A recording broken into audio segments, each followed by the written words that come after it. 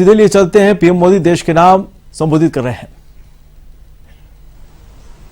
हम इस वर्ष के अंतिम सप्ताह में हैं।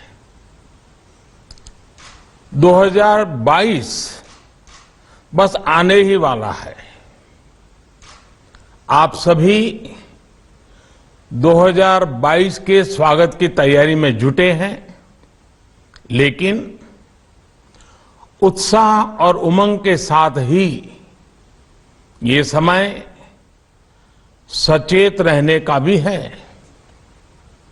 आज दुनिया के कई देशों में कोरोना के नए वेरिएंट ओमिक्रॉन की वजह से संक्रमण बढ़ रहा है।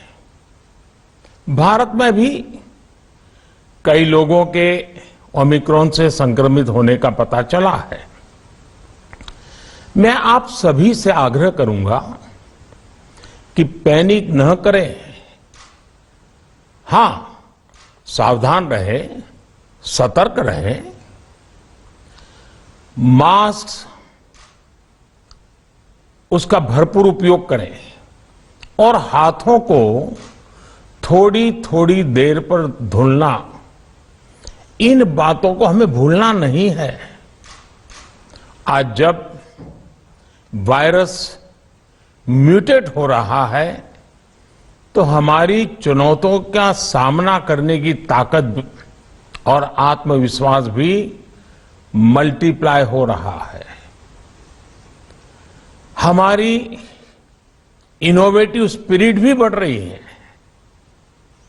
आज देश के पास 18 लाख आइसोलेशन बेड्स हैं, 5 लाख ऑक्सीजन सपोर्टेड बेड्स हैं, 1,40,000 आईसीयू बेड्स हैं।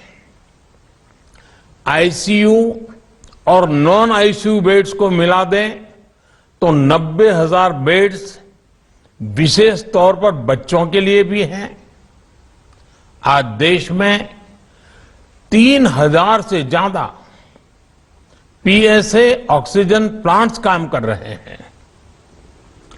4 लाख ऑक्सीजन सिलेंडर्स देश भर में दिए गए हैं।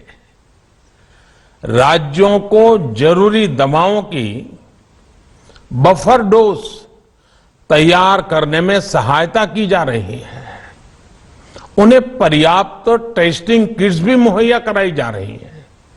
साथियों, कोरोना वैश्विक महामारी से लड़ाई का अब तक का अनुभव यही बताता है कि व्यक्तिगत स्तर पर सभी दिशा निर्देशों का पालन कोरोना से मुकाबले का बहुत बड़ा हथियार है। और दूसरा हथियार है वैक्सीनेशन। हमारे देश ने भी इस बीमारी की गंभीरता को समझते हुए बहुत पहले वैक्सीन निर्माण पर मिशन मोड में काम करना शुरू कर दिया था।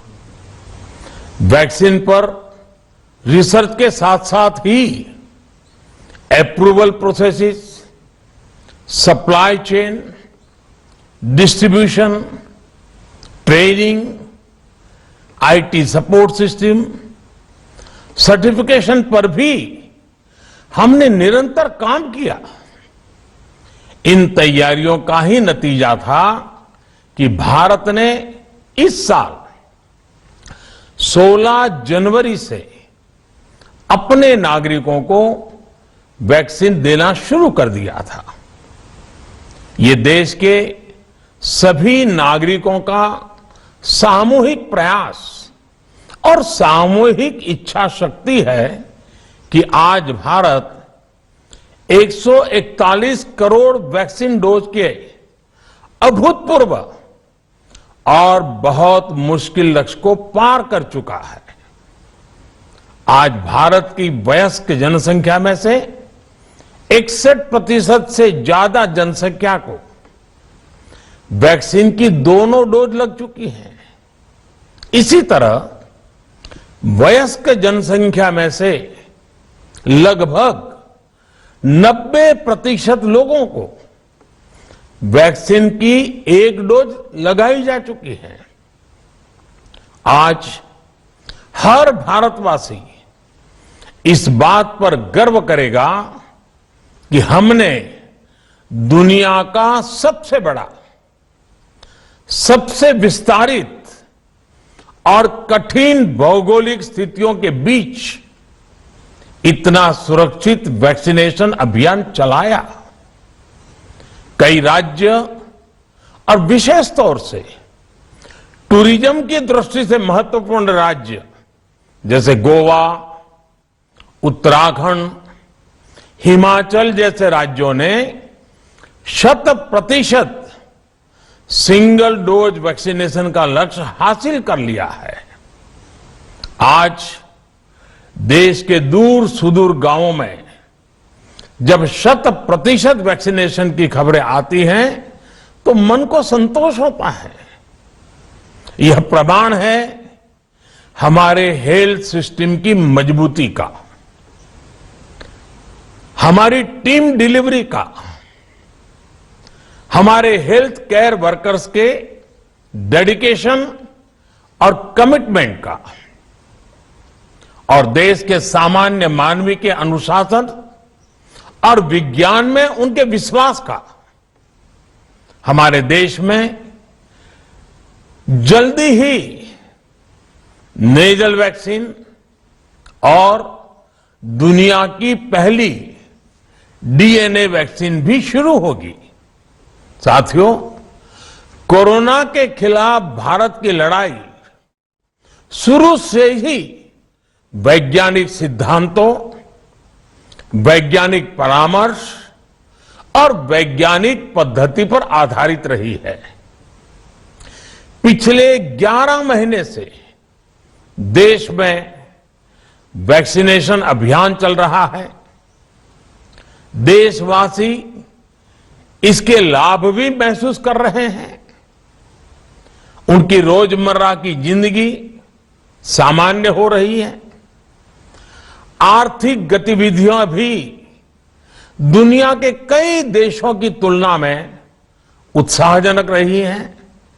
लेकिन साथियों, हम सभी जानते हैं कि कोरोना अभी गया नहीं है। ऐसे में सतर्कता बहुत जरूरी है। देश को सुरक्षित रखने के लिए, देशवासियों को सुरक्षित रखने के लिए हमने निरंतर काम किया है। जब वैक्सीनेशन शुरू हुआ तो उसमें भी वैज्ञानिक सुझावों के आधार पर ही ये तय किया गया कि पहली डोज किसे देना शुरू किया जाए, पहली और दूसरी डोज में कितना अंतराल हो, स्वस्थ लोगों को कब वैक्सीन लगे, जिन्हें कोरोना हो चुका है उन्हें कब वैक्सीन लगे, और जो कोमॉर्बिडिटी से ग्रस्त हैं उन्हें कब वैक्सीन लगे। ऐसे निर्णय लगातार किए गए और ये परिस्थितियों को संभालने में काफी मददगार भी साबित हुए हैं। भारत ने अपनी स्थिति परिस्थिति के अनुसार भारत के वैज्ञानिकों के सुझाव पर ही अपने निर्णय लिए हैं। वर्तमान में ओमिक्रॉन की चर्चा जोरों पर चल रही है। विश्व में इसके अनुभव अपनी स्थिति परिस्थिति के अनुमान भी अलग अलग है। भारत के वैज्ञानिकों के सुझाव पर ही अपने निर्णय लिए हैं। वर्तमान में ओमिक्रॉन की चर्चा जोरों पर चल रही है। विश्व में इसके अनुभव भी अलग अलग है, अनुमान भी अलग अलग है। भारत के वैज्ञानिक भी इस पर पूरी बारीकी से नजर रखे हुए हैं, इस पर काम कर रहे हैं। हमारे वैक्सीनेशन को आज जब 11 महीने पूरे हो चुके हैं, तो सारी चीजों का वैज्ञानिकों ने जो अध्ययन किया है और विश्व भर के अनुभवों को देखते हुए आज कुछ निर्णय लिए गए हैं। आज अटल जी का जन्मदिन भी है, क्रिसमस का त्योहार भी है, तो मुझे लगा कि इस निर्णय को आप सबके साथ साझा करना चाहिए। साथियों, 15 साल से 18 साल की आयु के बीच के जो बच्चे हैं, अब उनके लिए देश में वैक्सीनेशन प्रारंभ होगा।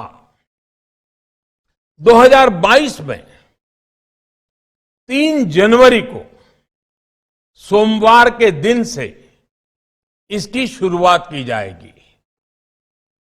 ये फैसला कोरोना के खिलाफ देश की लड़ाई को तो मजबूत करेगा ही, स्कूल कॉलेजों में जा रहे हमारे बच्चों की और उनके माता पिता की चिंता भी कम करेगा। साथियों, हम सबका अनुभव है कि जो कोरोना वॉरियर्स हैं, हेल्थ केयर और फ्रंटलाइन वर्कर्स हैं, इस लड़ाई में देश को सुरक्षित रखने में उनका बहुत बड़ा योगदान है। वो आज भी कोरोना के मरीजों की सेवा में अपना बहुत समय बिताते हैं। इसलिए प्रिकॉशन की दृष्टि से सरकार ने निर्णय लिया है कि हेल्थ केयर और फ्रंटलाइन वर्कर्स को वैक्सीन की प्रिकॉशन डोज भी प्रारंभ की जाए। इसकी शुरुआत 2022 में 10 जनवरी सोमवार के दिन से की जाएगी। साथियों, कोरोना वैक्सीन का अब तक का ये भी अनुभव है कि जो अधिक आयु वाले हैं और पहले से ही किसी न किसी गंभीर बीमारी से पीड़ित है, उन्हें प्रिकॉशन लेना सलाह योग्य है। इसको ध्यान में रखते हुए 60 वर्ष से ऊपर की आयु के कोमॉर्बिडिटी वाले नागरिकों को उनके डॉक्टर की सलाह पर वैक्सीन की प्रिकॉशन डोज का विकल्प उनके लिए उपलब्ध होगा। ये भी 10 जनवरी से प्रारंभ होगा। साथियों, मेरा एक आग्रह है